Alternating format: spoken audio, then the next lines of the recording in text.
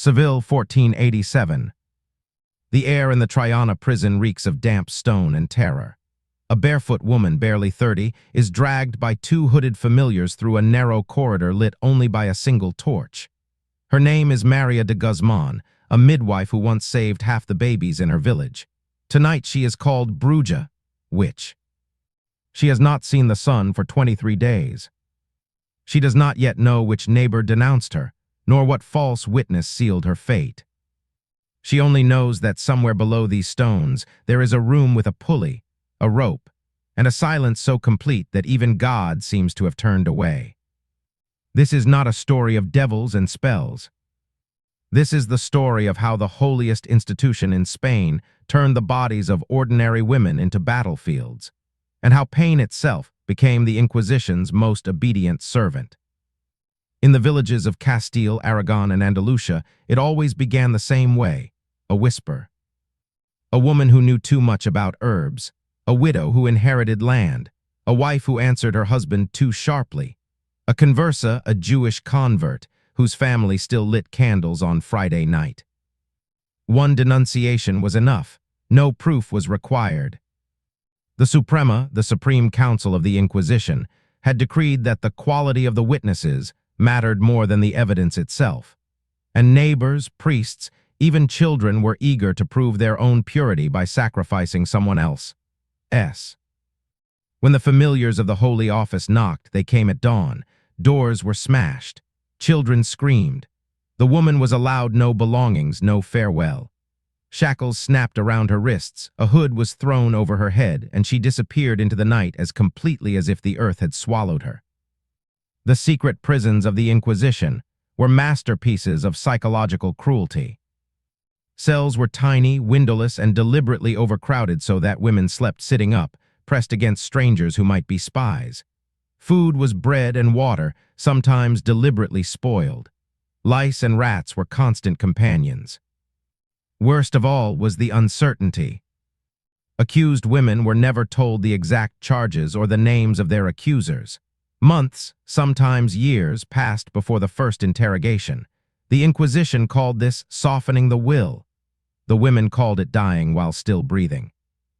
Torture was not an aberration in the Spanish Inquisition. It was doctrine.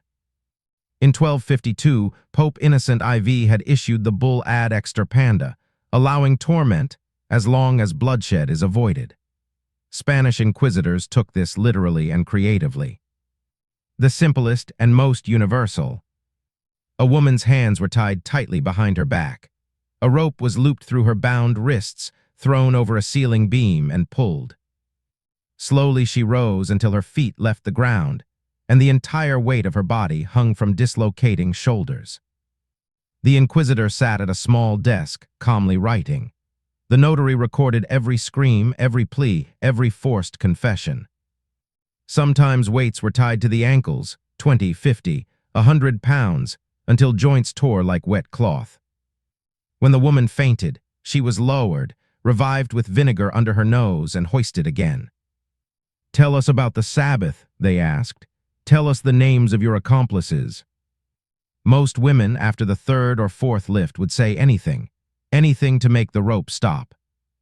In Toledo, Valladolid, and Cordoba, the rack was a daily ritual. The woman was stretched naked on the wooden frame. Ropes circled wrists and ankles. Each turn of the winch stretched her a finger's breadth further. 1 click, agony. 2 clicks, the popping of tendons. 3 clicks, vertebrae separating like beads on a string. A physician stood by, feeling the pulse, ensuring the victim did not die before confessing. Catalina de los Reyes, a Morisca silk weaver from Granada, endured 7 turns of the rack in 1572.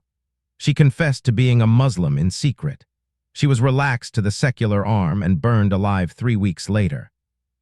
Though used on both sexes, it was particularly feared by women because it could be repeated endlessly without leaving marks. The victim was strapped to a sloping bench, head lower than feet. A linen cloth, the toca, was forced into her mouth. Jars of cold water were poured slowly, relentlessly. She could not breathe, could not swallow, could only drown while still alive. Between jars, the questions continued. Did you Judaize? Did you bewitch your neighbor's cow? Did you sleep with the devil in the form of a black goat? When the 8th jar was emptied, even the strongest broke. Reserved almost exclusively for women accused of abortion, adultery, or lascivious witchcraft. The iron claws were heated red-hot in a brazier. Then, slowly, deliberately, they were clamped onto the breasts and torn away. Survivors, if the inquisitors were feeling merciful, were left mutilated for life, their shame visible to every neighbor for the rest of their days. Less common in Spain than in the German lands, but documented in Sicily and Naples under Spanish rule. The naked woman was forced down onto iron spikes protruding from seat, back, and armrests, then strapped so tightly that every breath drove the points deeper. Coals were sometimes placed beneath the chair. The smell of burning flesh mingled with incense. Those who confessed were reconciled, stripped of property, forced to wear the yellow San Benito of shame, and sometimes sentenced to life imprisonment. Those who maintained their innocence to the end were relaxed to the secular arm, a hypocritical phrase meaning handed over to be burned alive.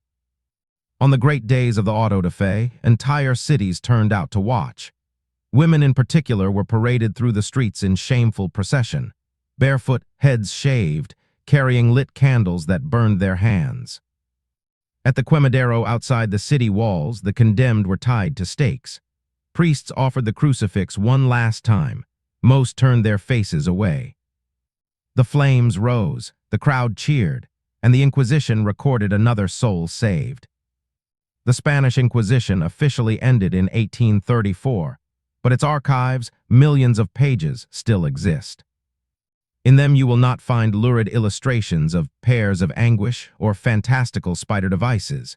You will find something far worse, cold, meticulous records written in neat clerical handwriting. Maria Lopez, age 28, widow, endured the strapado 3 times, confessed to invoking the devil, relaxed to the secular arm, 12 May 1591. Row after row, name after name, mostly women. They had no tombs, no eulogies, no descendants who dared speak their names aloud. But if you walk at night through the old Jewish quarters of Toledo, or along the ruined walls of Triana Castle in Seville, sometimes, very faintly, you can still hear it. The creak of a rope through an iron pulley, the slow turn of a rack's winch, and a woman's voice, centuries old, refusing to be forgotten. This was not the work of monsters. It was the work of a system that believed the torture of a woman's body could purify a nation's soul. And that, in the end, is the most terrifying truth of all.